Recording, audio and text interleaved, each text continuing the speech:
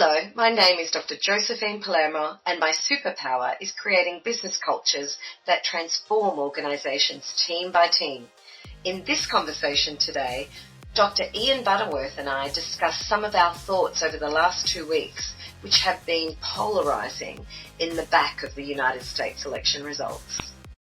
So, Ian, you were saying that you're tired because of the decline of Western civilization? Midlife crises, climate change, hollowed out institutions, institutionalized lying, corporate media and right-wing echo chamber, social media run by the world's most rich person who's also completely mad. And I feel like I'm living in a Batman movie. Maybe we are. So we wanted to have a chat about what's going on for us. And I want to preface this by saying that I think that there's a lot going on and people are feeling a lot of things. And let's just do uncensored, because I think that people will be feeling the same way we're feeling, but there will be people who won't be feeling the same way we're feeling. So I just want to respect that. It's all perspectives are absolutely valid. These are our opinions and our perspectives.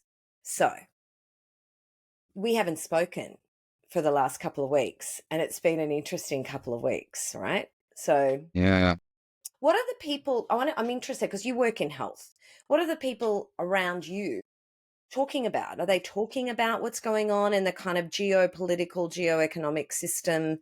Are they worried about the world? There's wars going on in two fronts. What are people worried about? What are you hearing? So, I work part-time for a quality agency in the health system in regional Victoria, and I go to that regional setting once a week. I think there's an agreement not to talk about stuff that's too deep. So we sort of tiptoe around it without naming it. Plus, it's in one of those settings where the corporate HR is obsessed with how are you feeling, how are you doing. This is kindness week, blah blah blah. Sorry, I'm a burnt out health hack. I just find all that corporate stuff, it's too much. Especially when you don't always see it reflected in how people behave towards each other. When it's not authentic. When it's not authentic, it's too much. I absolutely agree. When it's authentic, it means a lot. Yeah. But the team dynamic that I'm part of, I really enjoy, and there are really good people working around me, and I love that. So I go there once a week just for the team meeting. To get that connection? I enjoy that. The rest of the time I work from home. I've just been invited to join an advisory group for a major NGO, which I still can't talk about, but we went to orientation yesterday, and one of their strategies is to deal with the social impact of online disinformation. Like they actually see that as something that has to be addressed in their corporate plan. Yeah.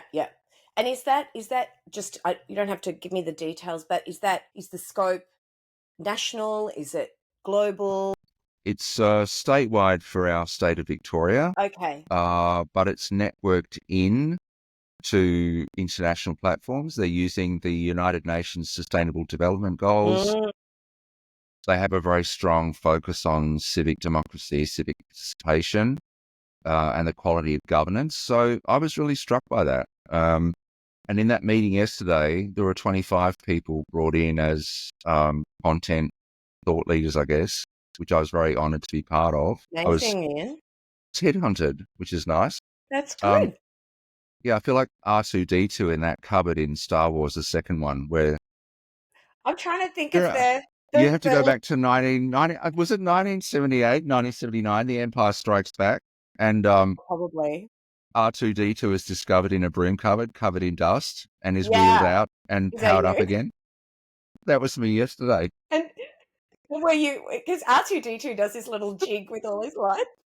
It was really lovely to be part of the groundswell of a community of practice around this. And I think that was one incident where the mood of the world, the mood of Australia, the mood of people generally was touched on as something that this organisation is really trying to address and name and respond to, and be dealing with prevention efforts, I guess, to counteract some of that stuff, but not also not shying away from the mood. And I think the mood is, there's an article in The Guardian this week about how everybody's exhausted. And I think it is the impact of watching the US teetering, as I see it. But also, for me, the struggle is knowing what happened in the 90s in Germany and the appeasement that happened between Britain and Hitler, and kind of watching a version of this happening now. It's like, are we doomed as a species never to remember history, especially in a late capitalist society where teaching and learning have been strict because it's too woke, you know? But I think what you've got is, in some ways, similar conditions, because you've got players or actors that in any other perhaps context would be deemed, unqualified to lead, right? But you've got those actors being almost like an avatar of grievance for people who have, there's a real grievance that people have. And this is what happens when we don't set up nation-based systems to create social equity, because what you have is wealth being amassed in a small population, and the rest of the population then say, hang on, what about me? And so there's that grievance, and then on top of that there's this issue of disinformation, because and that's what I'm really worried about. I'm interested, before you go off the topic, because I'm so glad you're on the advisory group. This will be fascinating, and I know that there is a role for government and organisations to play here, because it's organisations that have created the platforms for this kind of disinformation. But you know what's interesting? When you look back on history, there has always been disinformation, propaganda, disinformation. There has always been that. And so it's not a new problem. It's just feels like a bigger problem because of the swiftness around which information can travel around the globe now. But, I listen to a great podcast called The Rest is History, and it's fascinating. To your point, let's learn from history. I really recommend it. It's a bunch of guys from the UK, and they're all historians, and they're brilliant, and they really present history in a very informative, evidence-based way, but in a also very entertaining way. So not a boring place to listen. And what they talk about is that there has been propaganda. Even in the Middle Ages, you had disinformation, right? And this is when books weren't available to people. So you had word of mouth and gossip is the way in which we spread disinformation. Interestingly, Harari in his book talks about the evolutionary tool that gossip is in Sapiens, right? Do you remember him talking about that in Sapiens? Now I'm that just you reading remind it me. now. Yeah, Yeah. I'm just reading it now. He talks about the fact that gossip, being able to talk about others and what others are doing, is a perspective taking that was a differentiator between Neanderthal man and Homo sapiens. So because there's a broader level of connection that you get when you have gossip. So, for example, before that, you could only really know people in your tribe, and you could only access information about them from direct contact, which is a smaller group of people that you can know about. But gossip, the ability to gossip, which is the ability to imagine and go into abstract conceptualization, allows for evolution, because then suddenly you can actually know about people beyond your tribe, and therefore you can collaborate and you can connect and you can align.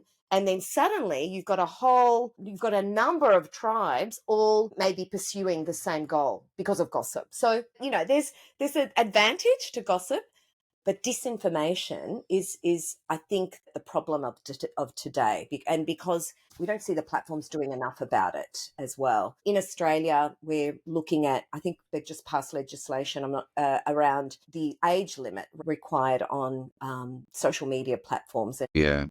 But I don't think that's going to help, because, we know what kids are like. You can't tell kids not to go on a platform. They'll just go on it even more. And it means that the platforms then can be even more laissez-faire about the content there, because they say, hey, it's 16 years or over. So I don't know. I mean, I think we're all struggling. We're all struggling because it's a real problem. I'm keen to know, with your advisory group, is there, did you get any insights just from that one? I know it's the start. You only had the kickoff, but was there any insights that you got, any direction that you think we're going to go in No, this area? it was just a meet and greet, really, Okay. and a chance for people to say. There were a few people that I remember from the like, oh, we worked together somewhere. There was a lot of that reconnection. Yeah. I just going back to this Australian government policy about prohibiting kids under 16 from access. For me, that's a distraction from the deeper issues of the social determinants. So Yes. there's a very stark image that I've seen published, which shows in the United States, there were only 2 states where there was a unanimous vote for either Democratic Party or MAGA across all counties. One was Massachusetts, which went fully blue, and one was, I think it was South Dakota or North Dakota, which went fully red. And then they compared the social determinants of health to those 2 states. Massachusetts is first in education, first in Right. quality of life, first of health outcomes, and the Dakota one is like 48 ranking of education. It's got some of the worst health outcomes. That for me is where you actually help build up resilience against disinformation by helping people learn how to think, Yes. by making it easy for them to get the things they need to live Yes. every day without worrying, and then being That's right. sort of susceptible to the gossip that you just mentioned. Yeah. For me, education where people learn how to think critically and question what they're being exposed to is absolutely essential. I It's much agree. more I important agree. than being banned from accessing an app, you know? Yeah, exactly. And I just heard this the other day, and I can put the link on the show notes. Australia comes out on top globally for critical thinking. Go Really? Australian educators. Yes. Yes, Wow. Ian, I know you're skeptic. It's true. And because you know why? Because in our K-12 education system, which is a national curriculum, critical thinking is embedded in all of the subjects. It's not like a separate subject that you do something, somewhere over here on the left or right. It's embedded in everything. And so they've gotten great outcomes from it.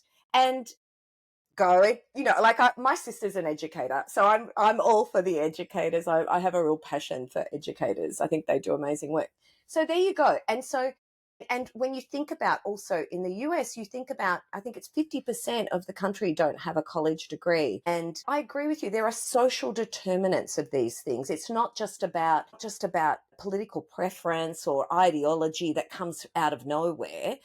And it's not about truth and lies. It's actually about what life are we tolerating for our nation, from a nation state. What life are we tolerating? I mean, and I'm not saying, in Australia, we don't have a great scorecard in this as well, but we have, there are some things that I think we've done better in terms of education and health provision that at least provides a safety net for a wider proportion of the population when I compare it to America. And so it's interesting, isn't it? And this idea of critical thinking, I was talking to someone the other day, I'll bring it back to a personal level. I was talking to someone who's an American, and they said that they were glad Trump won. And I didn't want to get into a conversation about that. What I wanted to get into a conversation about was abortion rights and, women's reproductive rights. And I said, I hope that we don't see more repeals of the laws around women's reproductive rights. And then they came back with a response which said, but it's not about just that. It's about big business getting involved in our healthcare system, and we need to do something about it. And I questioned, what's that got to do with repealing reproductive rights that have been a right for women in the last 50 years? And then they said, well, we have our laws, our human rights laws are the best in the world. And actually, I looked that up because there's a bit about critical thinking. How do you know that? So I looked that up, and America is not ranking on the top for for human rights. And in fact, And in terms of abortion, there are 4 countries in the world where abortion is illegal, and the United States in some in some states, not right across the United States, because it's no longer a federal, it's not longer a federal jurisdiction. But there's this lack of critical thinking. Someone told that person, we lead the world in human rights. But in fact, you don't. For me, though, I'm going to continue having that conversation by being curious, by saying, how do you know? Mm. Because such and such said. But how do you know that what they said is true? And unfortunately, it kind of gets down to a reductive argument, because then you go to, well, the research says, right? But then people, because of disinformation, don't trust research. They don't trust the hundreds of years of scientific method that has given us truths that has allowed us to progress to the world we are, that we have today. I mean, it's actually a methodology that's been refined over time, and it's not foolproof, and we know that. But a lot of people don't understand what that is. We talk about peer-reviewed journals and the scientific method and the research community, and there's a lot of disinformation about how that system works. So there's a lot of information that we need to share, but sometimes it's not about information, it's about dialogue. It's having a dialogue around, how do you know that? How do you know what's true? And really just being curious about that. And in the end, I may not influence or change that person's, perspective, but it's a way of continuing a conversation, which I think, that's all we can end up in is in dialogue. I think through dialogue, there's insight. So I want us to get more skillful at having dialogue with people who are really opposed to the views that we have, that maybe I have, for example. That's my goal. I want to get more skillful in having those conversations. Okay. Well, you're a braver person than me at the moment. I just want to put on my Darth Vader outfit and hide in a corner. Sorry, I've used another Star Luke, Wars you are reference. and I'm sure people feel like that too, Ian. That's the thing. A lot of people feel like that and feel like the world doesn't make sense, and there's some real fear there, and all of that. And all of those things are valid. I think they're very valid. I think it takes a certain level of energy and persistence to attempt to have those sorts of conversations one person at a time.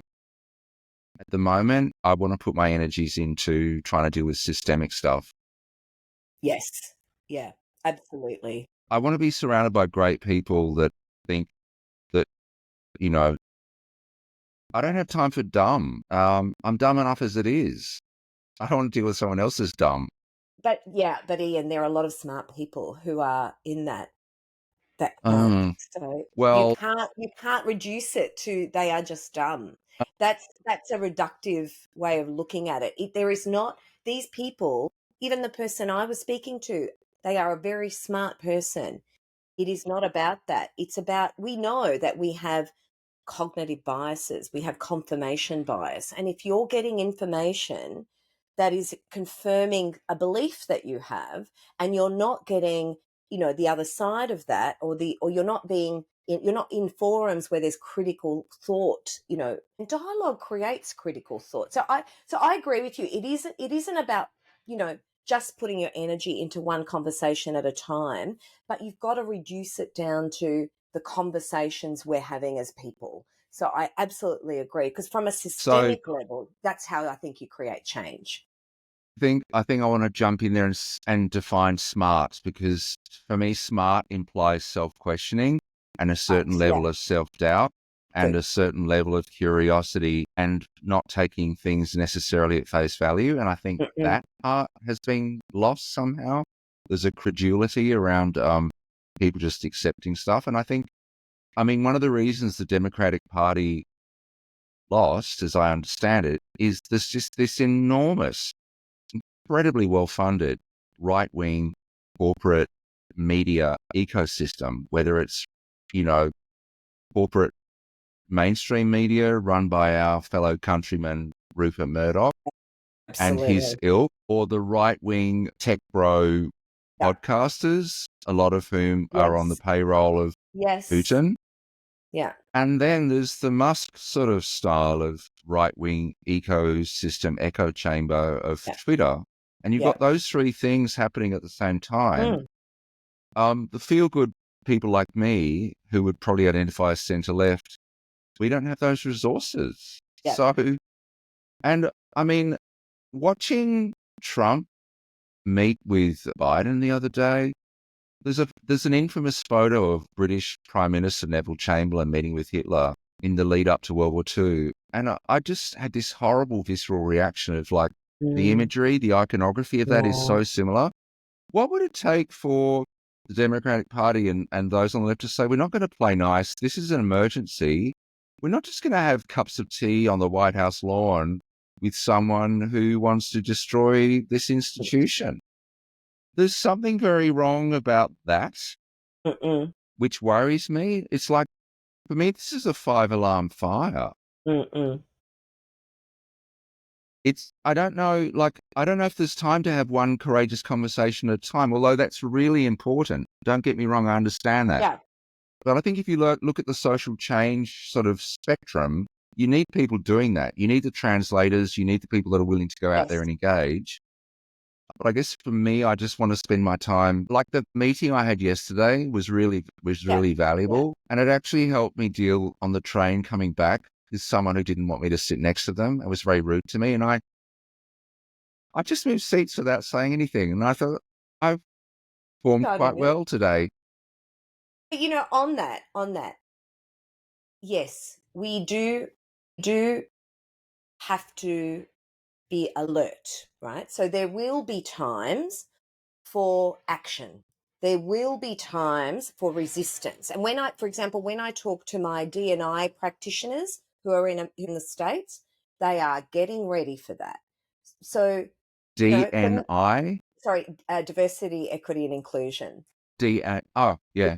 When I talk to people in the States who are working because, there's already been, a lot of organisations are doing the right thing, but not the regulatory framework's been stripped back.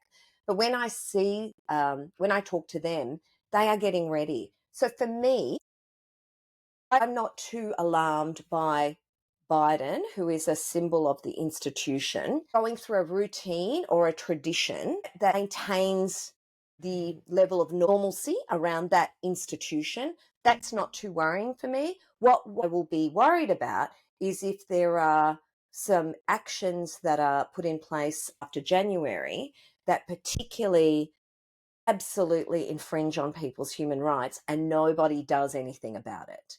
That's when I'll be thinking, hang on, the world has gone to sleep. So that will be when it's a part of democracy, the right to protest, the right for, to give a different viewpoint, to have your voice heard. And I know that there will be institutional barriers to that in the States, perhaps in this country as well. I But jump there in will there. also be platforms that we can absolutely use to do that. You talked about Biden symbolizing normalcy and trying to maintain what I would consider to be the illusion of normalcy. At what point do we in civic society say this isn't normal? This is actually deeply troubling and we can't pretend that things are normal. Yeah. It's like having Christmas or Thanksgiving or a birthday party where one of the family members behaves completely abnormally and people don't want to acknowledge that. Or they're saying outrageous things. Like, at what point do you actually say, hey, this party's not working, this dinner party? Yeah, exactly. And look, I think that the Democrats are going to have to really look at that. I agree, Ian. And also the Republican Party has been swept up in this sort of madness as well. So I agree. The party system is has a set of, I guess, institutional traditions and legacies that they need to look at on both sides. I will say this though, because I've been listening to some people who are in Washington, who are working in Washington, who have been there a long time, and what they talk to is the institutional foundations. There are certain traditions, certain ways of working, if you like, certain ways in which things are done in Washington, and they talk about how those are pretty solid. And it'll take a lot, more than just a rambunctious leader like Trump, who says a lot. It'll take more than that to break that. But we'll see. We'll see. Because, that's the agenda, the Trump presidency, is to break those things. That was his agenda when he was in before, but he didn't have, he was stopped from doing a lot of things. But to your point, is there a point where civic society says this isn't normal? Absolutely. I think that's what the Democratic campaign were trying to say, but that message didn't get through. So it's not a kind of message that will get through until you get to a point where there is high level conflict and contrast. I'm thinking of the George Floyd incident in America, where American police officers killed George Floyd while people were filming it on their phone, and there were riots in the street about it. That civil action, that protest action, changed a lot of the way we think about race, and critical race theory was implemented. And now you've got resistance against that. So there is for me, political movements are about progress and resistance. Progress and resistance. It's expected. So right now, it's time for resistance. I agree. They finally counted the votes. I mean, Harris and Waltz, there was only a 2 million vote difference across the entire US. Exactly. And I think they did an amazing job considering that whole right-wing media ecosystem. And again, that's an institutional level of barrier that it would squash and prevent people from actually voting in a considered and informed way. It would actually stop people getting out to vote at all. That's right. It would create cynicism, confusion. I think, the message of respectful dialogue and civic democracy and human rights was there. I just think it was up against a very concerted, systematic barrier. I agree. Well, Ian, I know you have to go, so we might stop there, but we can pick this up again. I think it was a really interesting conversation. Congratulations on being on the advisory group. I'm so glad you're there. That'll be really interesting to watch and hear your thoughts. As much as you can share. Next time, I'd love to bring this down to an organizational level, because I think yes, when organizations fall apart, we end up in this sort of microcosm of in some ways what we're dealing with at this broader systemic level. So I think exactly. What can we learn from organizations? I think that if organizations are just putting their head in the sand around the way people are feeling about this, that to me is very worrying too. So let's have that conversation next time, where we will talk more about how this applies to the organizational level, both in terms of dealing with these polarities, these absolute, polarities in their organization. Are they dealing with the emotional content around that? Are they putting their heads in the sand around that? And what can they do about that? Are they fostering critical thinking? Exactly. Or are they saying drink the Kool-Aid and swallow the corporate line? I mean, organizations are platforms for empowerment. That's right. I'd love to talk about that. Yeah, okay, next time. We'll see you then. Excellent.